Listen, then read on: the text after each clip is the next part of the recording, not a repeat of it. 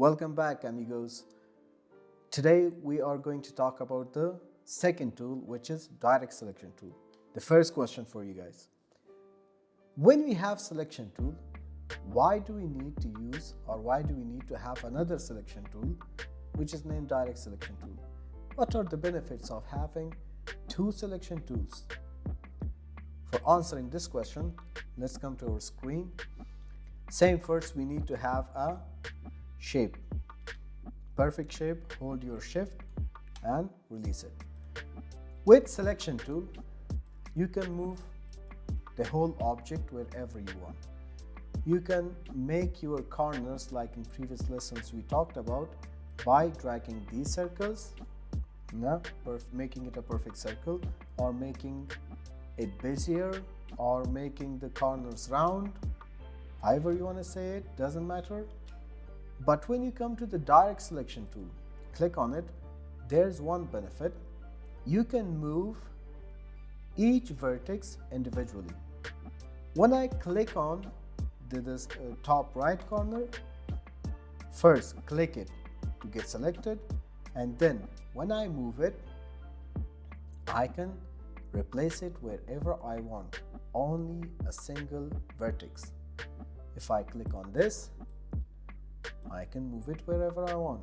If I select two vertex, first select one, then hold your shift, select the second one, still you can replace these two vertex. The first thing, you can move the vertex, each and every vertex individually. The second, when you go to the selection tool and click on the objects, if you make the corner round, all the corners will get rounded. But when you come to the direct selection tool, click on a single vertex, click and drag the circle, you can make only one corner rounded. So this is the plus point. You can make two as well. Click on the direct selection, select one corner, select second corner, click and drag. You can make it bezier or make them bezier because we selected two corners, or we can select this corner with this one, hold and drag. I can make a leaf, or I can make an eye, I think. Sometimes or mostly we don't need to use two or need to have two selection tools. Now let's create some shapes with the help of direct selection tool. First, let's make the fill white and only have the borders. Resize it by selection tool, hold your shift, and I want to do one thing more. Hold Alt, click and drag, hold shift as well so you do not use your line. Leave it here. Again, click this one, press Alt, move it right side and here. Now let's select the direct selection tool. Let me select these 2 points and bring them here. And let's select these 2 points and bring them here. You have a box. You created a box very easily. You can see it looks 3D. You created a 3D box in a 2D environment with the help of direct selection tool. Now if I resize it with selection tool, select all of them, resize it, you can lose its shape as well because we have in a different perspective. The previous box was in a totally different perspective. Because we don't want to lose our shape, we need to scale it with direct selection tool, or we need to move the vertex with direct selection tool. I want to select all these down vertexes and hold the one vertex, hold your shift, bring it down. You can see the perspective doesn't affect in our transforming the object. Let's select all these 3 boxes or 3 shapes, because all of them are different rectangles came together and we made a box. Make a duplicate of it, go back to the direct selection tool, select all these vertices, hold your shift, make it small, again selection tool, select all of them, press shift, so you want to scale it up a little bit, bring it on top of the first box. You can see we gave it a cap or hat or whatever you want to say.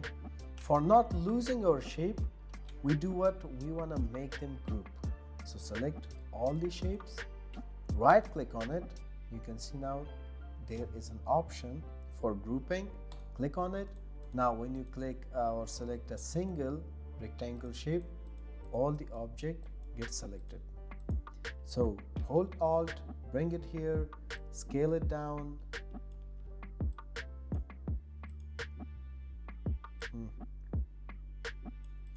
Now there is a large shape and a small shape.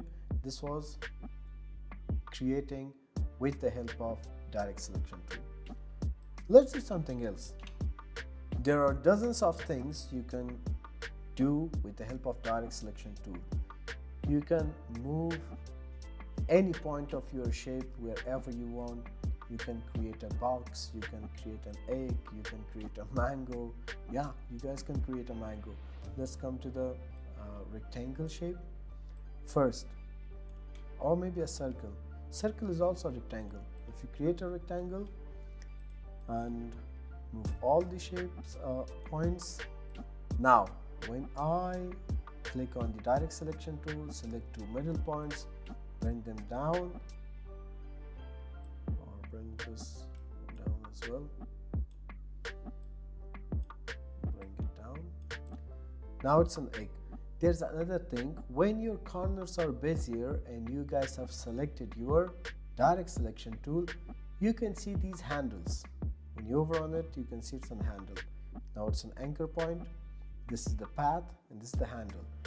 Handle changes the direction of your curve. If I move my handle, you can see I give more tension to my curve.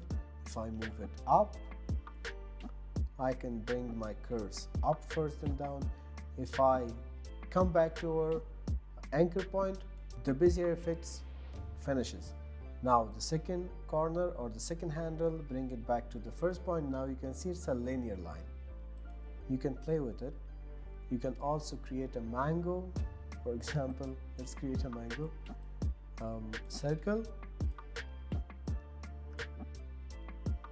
Okay, let's come to the direct selection tool.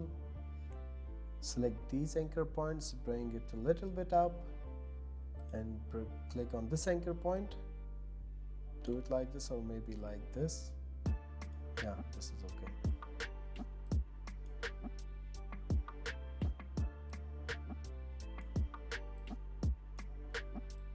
Bring it a little bit closer. Now it's a mango. Let's color it yellow, maybe yellow or orange. We can create a leaf as well. For example, let's create a rectangle first. Go to direct selection tool, click these 2 points, bring them down, color it green, dark green maybe. Yeah, you can do a lot of things. You can create eye, you can create nose, you can create grapes. So you have free hand in doing or creating shapes in your Illustrator. So this was how we're going to use our direct selection tool.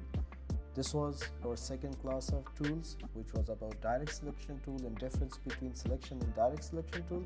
I hope you guys enjoyed it and learned something. If you guys have learned, share this video with your friends, subscribe the channel so everybody knows about graphic designing and Illustrator first, because our first course is about Illustrator.